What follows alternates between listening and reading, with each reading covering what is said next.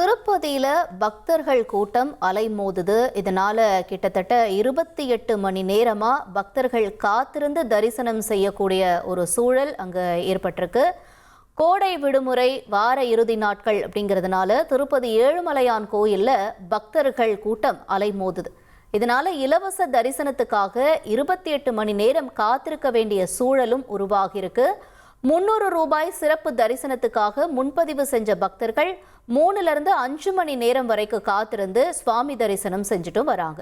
நீண்ட வரிசையில காத்திருக்கக்கூடிய பக்தர்களுக்கு தேவையான குடிநீரும் உணவு வசதிகளையும் தேவசம் போர்டு நிர்வாகம் உறுதி செய்திருக்கிறதா தகவல் வெளியாகியிருக்கு.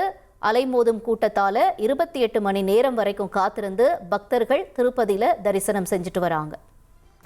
1,28,00,000 மனங்களை வென்ற தந்தி டிவி யூடியூப் சேனல். தவிர்க்க முடியாத தம்ப்நெயில், கலக்கலான கான்டென்ட்ஸ். நீங்களும் இந்த குடும்பத்தில் இணைய இப்பவே சப்ஸ்கிரைப் பண்ணுங்க. அசுரபலம் கொண்ட எங்கள் டிஜிட்டல் கரங்களில் உங்கள் விளம்பரங்களை சேர்க்க வாட்ஸ்அப் பண்ணுங்க. 8939888838. Email advtthanditv@dttv.in.